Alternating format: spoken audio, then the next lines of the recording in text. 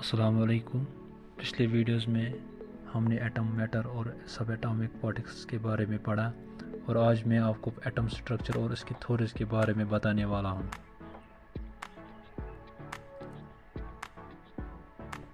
ये थ्योरीज हमारी modern science के फाउंडेशन में से एक है और इसके बिना हमारी टेक्नोलॉजी एडवांस पॉसिबल नहीं होती। तो चलिए सबसे पहले हम एटम स्ट्रक्चर के बारे में बात करते हैं। एटम सब एटम पार्टिकल्स से बना होता है, जिनमें से इम्पॉर्टेंट है प्रोटॉन, न्यूट्रॉन और इलेक्ट्रॉन, जैसे हमने इससे पहले की वीडियोस में देखा था।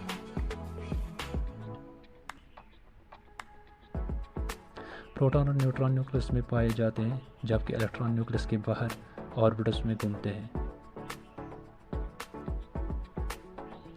इन पार्टिकल्स के आपस में इंटरेक्शन एटम की प्रॉपर्टीज और रिएक्टिविटी को डिटरमाइन करते हैं। लेकिन एटम स्ट्रक्चर के बारे में हमारी अंडरस्टैंडिंग के लिए हमने कुछ थ्योरीज बनाई हैं। सबसे पहले आती है थॉमसन्स मॉडल, जो 1897 में डेवलप हुई थी। इस मॉडल के मुताबिक एटम एक पॉजिटिव चार्ज के स्फीयर में बना होता है, जिससे नेगेटिव चार्ज के इलेक्ट्रॉन स्प्रेड होते हैं। लेकिन इस मॉडल में कुछ ड्रॉबैक्स भी थी, जैसे कि ये नहीं बताया था कि प्रोटॉन कहाँ क्या होता है।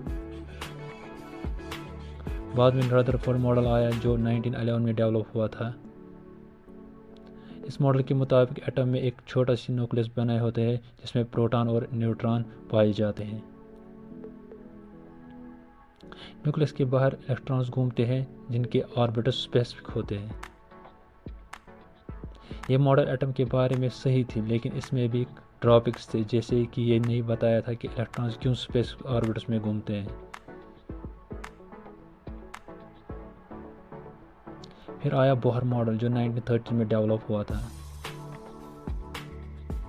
इस मॉडल के मुताबिक इलेक्ट्रॉन स्पेसिफिक ऑर्बिटल्स में घूमते हैं, जिन्हें शेल्स कहते हैं। हर शेल की एनर्जी लेवल स्पेसिफिक होती है और जब एक इलेक्ट्रॉन शेल दूसरे शेल में मूव करता है तो एनर्जी रिलीज होती है। इस मॉडल ने एटम की प्रॉपर्टीज के बारे में बहुत सही इंफॉर्मेशन दी और इसके बाद के मॉडल इसके बेसिस पर डेवलप हुए। इसके बाद आया क्वांटम मैकेनिकल मॉडल, जो 1920s में डेवलप हुआ था। इस मॉडल के मुताबिक इलेक्ट्रॉन्स की प्रोबेबिलिटी डेंसिटी फंक्शन के अकॉर्डिंग घूमते हैं, जिन्हें इनका एग्जैक्ट पोजीशन नहीं पता होता है।